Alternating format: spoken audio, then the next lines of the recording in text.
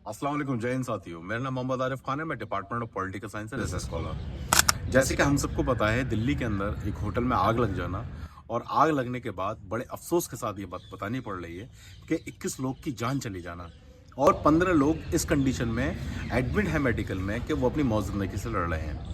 इस आग की वजूहात जो भी रही हो, जिस वजह से भी आग लगी हो, लेकिन इसके ऊपर एक सवाल उठना लाजमी है। जिस तरह से इस होटल को 6 रूम की परमिशन थी और इस होटल के अंदर 26 रूम का होना, ये सरकार के ऊपर निशाना है। जिस तरह से सरकार अपने आप को ट्रिपल इंजन की सरकार कहलाती है और एनसीडी से सीधे सीधा सवाल और दिल्ली पुलिस से सीधे सीधा सवाल कि आपकी नाक के नीचे इस तरह से अवैध तरीके से होटल का चलना तो एक बड़े शॉकिंग बात है, बड़े शर्म की बात है। और उसके बाद में जब ये पूरा वाकया हो जाता है, उसके बाद में भी सीएम दिल्ली की वो उस हादसे की जगह पर ना पहुंचना, ये उससे कहीं ज़्यादा शर्म की बात है। और इस बीच का जो सच है, जो मीडिया आपको नहीं बताना चाहती, ना ही आपको सुनाना चाहती और ना ही आपको दिखाना चाहती, उसका रीज़न मैं आपको बता दूं।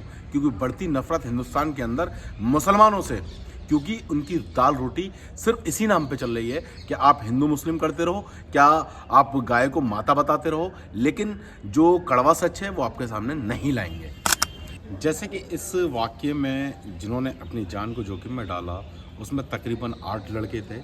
इनको मैं तहे दिल से सलाम पेश करना चाहता हूँ। इसमें सबसे पहला नाम जो आता है वो अरमान का आता है, फिर मुस्तकीम का आता है, फिर शुएब का आता है, फिर वसीम का आता है, फिर इसरार का आता है, फिर वक़ार का आता है, फिर अकमल का आता है, फिर अफ़ज़ल का आता है। ये 8 लड़के वो थे जिन्होंने ना तो अपनी जान की फ़िक्र करी, ना अपने माल की फ़िक्र करी।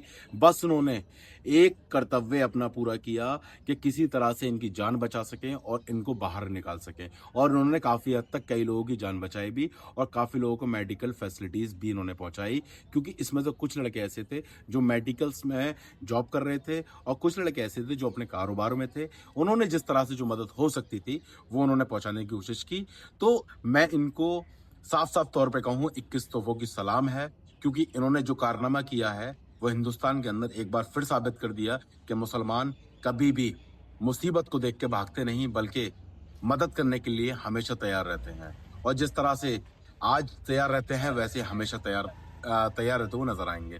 बस इसमें एक लाइन कहूंगा मैं लास्ट में आपसे कि सबक पर फिर सदाकत का, अदालत का, शुजाअत का, लिया जाएगा तुझसे काम दुनिया की इमामत का।